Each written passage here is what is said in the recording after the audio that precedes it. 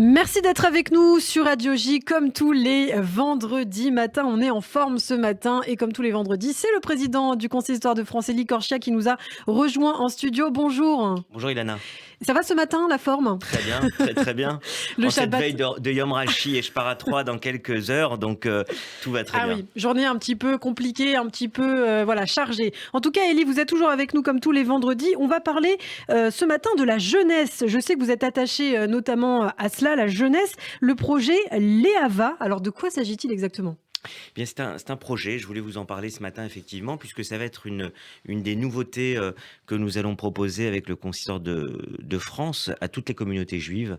C'est un projet qui a été initié à l'origine, il y a quelques mois, par le consistoire régional de la Côte d'Azur Corse, qui est un consistoire où je me rends régulièrement, et avec mon ami Franck Israël, notamment le président du consistoire régional et les communautés qui vivent autour, eh bien, il y a eu une volonté de faire un projet plus dynamique autour de la jeunesse juive. Vous savez que c'est un des sujets sur lequel il y a énormément d'attentes. Bien sûr. D'autant plus après 2-3 années difficiles que nous avons vécues au niveau sanitaire. Et donc l'idée, c'est quoi ?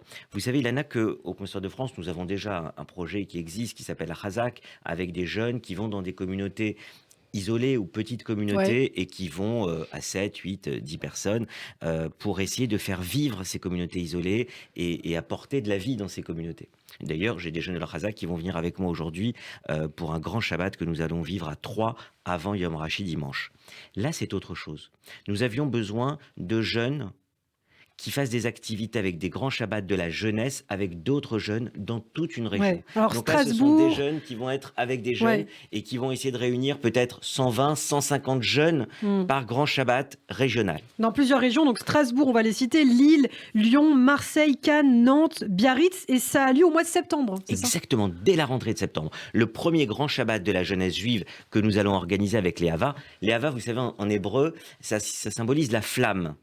Et la flamme, c'est le logo, c'est l'emblème du consistoire central de France depuis des décennies. Et donc, c'était important, c'était un beau symbole que cette flamme, eh bien, la jeunesse, c'est aussi la flamme de la communauté juive qui fait vivre aujourd'hui comme demain le futur de la communauté juive. Et c'était important qu'aux 4 coins de la France, vous avez dit les villes, ça va de Strasbourg à Lille dans le nord, de Biarritz dans le sud-ouest, jusqu'à Lyon, Marseille, dans toutes les villes. Et tout le monde pourra se renseigner auprès des communautés. Et nous communiquerons sur le consistoire, sur les réseaux et sur le site du consistoire.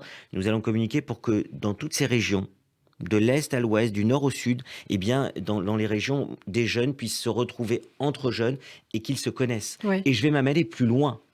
Il y a une belle idée, c'est que ceux qui étaient par exemple au Shabbat à Lille et qui ont passé un magnifique Shabbat à Lille, tel Shabbat, eh bien qu'ils sachent que 2 semaines ou 3 semaines plus tard, ils vont peut-être pouvoir vivre un autre Shabbat qui va être exceptionnel dans une autre région, eh bien, que ce soit à Caen ou à Strasbourg, je ne sais pas, ou à Tours, eh bien, dans toutes ces régions, dans ces consistoires de régions, nous allons faire vivre peut-être encore mieux, plus fortement la jeunesse, avec ces grands Shabbats de la jeunesse, où tout le monde participe d'ailleurs. Là, des contacts ont été pris avec les mouvements de jeunesse, avec l'UEJF. Oui, alors la communication démarre à peine. On annonce là le projet. J'en avais parlé à mon assemblée générale au mois de juin.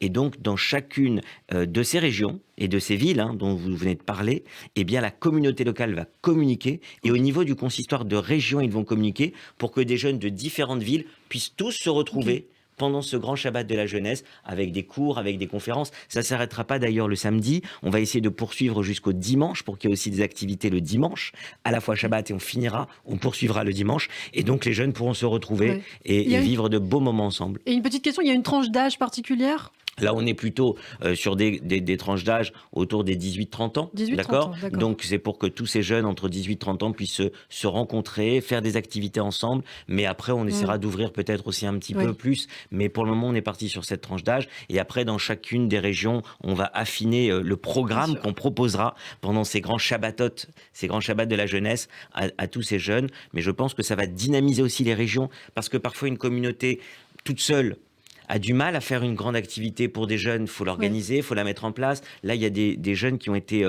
embauchés par le consistoire régional et qui vont travailler aussi avec mon équipe au Consistoire de France pour organiser tout ça. C'est pas facile quand on a une petite communauté. Par contre, quand on fait partie d'une région et que toute la région organise, avec le soutien évidemment du Consistoire central de France, qui sera là, et de ceux qui travaillent sur ce projet, que ce soit avec mon ami Franck Israël dans la région Côte d'Azur ou dans d'autres régions, je suis sûr qu'on va réussir.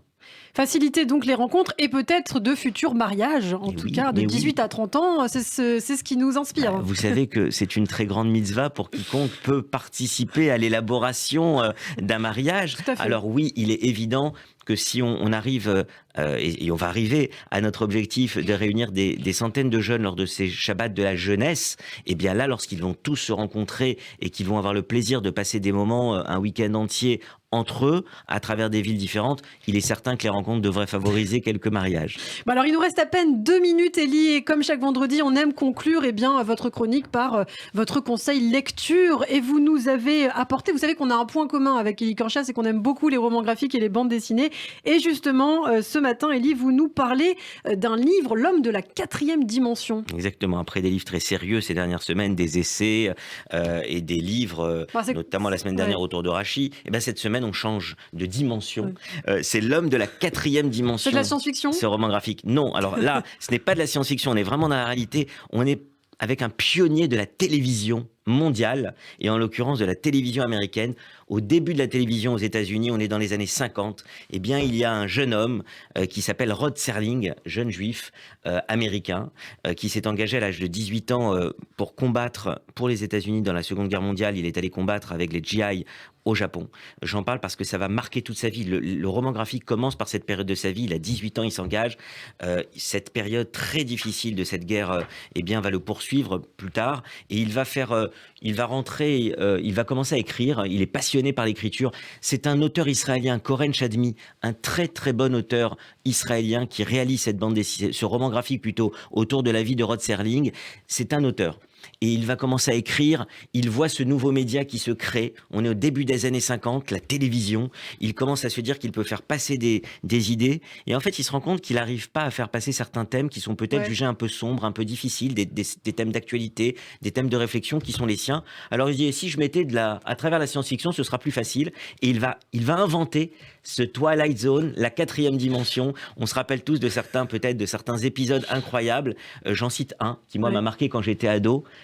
Servir l'homme. Je ne sais pas si vous vous rappelez de ça, mais si vous ne vous en rappelez pas, vous êtes trop jeune, Ilana. Un peu trop jeune. Regardez l'épisode The Twilight Zone, la 4e dimension, Servir l'homme. C'est assez incroyable sur des extraterrestres qui viennent sur notre Terre, et on comprend à la dernière seconde ce que veut dire servir l'homme par un twist incroyable. C'est Rod Serling, l'homme qui a créé ce média incroyable de science-fiction à la télévision. Eh bien, vous avez l'air en tout cas convaincu. L'homme de la 4e dimension, Rod Serling, pionnier de la télévision américaine par Koren Shadmi. Merci beaucoup, Élie Korsia. On vous retrouve vendredi prochain sur Radio.